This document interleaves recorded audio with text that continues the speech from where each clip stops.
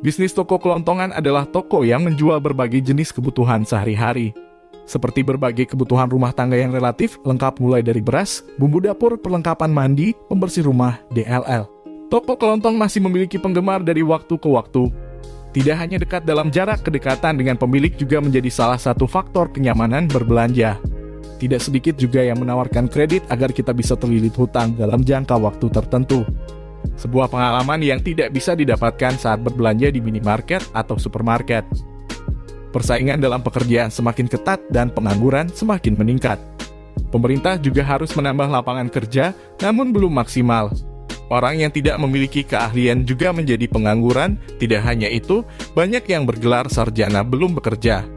Banyak perusahaan memensiunkan karyawannya lebih awal karena berbagai alasan. Dalam hal ini dibutuhkan peran aktif dari masyarakat untuk membuka lapangan pekerjaan sendiri dan memberikan kesempatan kerja kepada orang lain dengan mendirikan usaha kecil menengah (UKM) agar masyarakat dapat mencari pekerjaan dan membuka lapangan pekerjaan sendiri. Bisnis warung kelontongan yang sangat menjamur saat ini di masyarakat. Bisnis kelontongan sekarang ini sangat pesat perkembangannya. Hal ini membawa efek positif dengan bertambahnya jumlah wirausahawan khususnya di Indonesia. Bisnis ini merupakan bisnis yang sangat dinamis karena bisnis ini menjual berbagai jenis kebutuhan sehari-hari masyarakat. Alasan saya memilih warung kelontongan sebagai objek penelitian bisnis plan karena untuk membuka usaha toko kelontong eceran tidak membutuhkan modal besar. Untuk menghasilkan laba besar juga diperlukan strategi dengan mencari pelanggan sebanyak-banyaknya dan barang harus komplit. Meski merintis toko kelontong eceran termasuk mudah, namun persaingan cukup ketat. Ada baiknya jika toko kelontong eceran sudah ramai dan banyak, pelanggan bisa merangkap sebagai semi agen yang artinya selain menjual, eceran juga menjual secara grosir.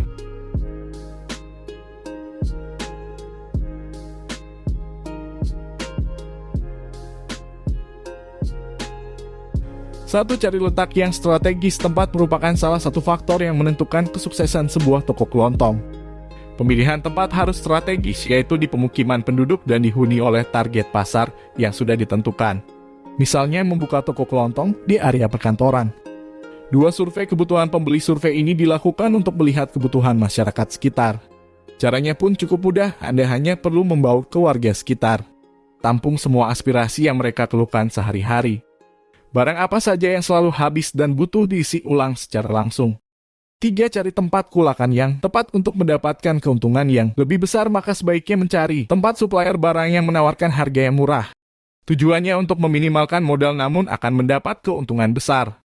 4, berikan pelayanan terbaik. Pelanggan adalah raja sehingga perlu membutuhkan pelayanan yang baik. Pelayanan yang baik dapat menjadi nilai positif toko dan membuat pelanggan menjadi loyal.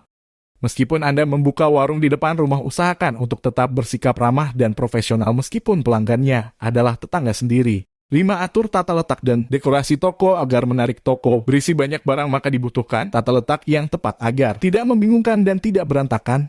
Tata letak yang tepat juga menjadi salah satu kunci kesuksesan dalam melayani pelanggan.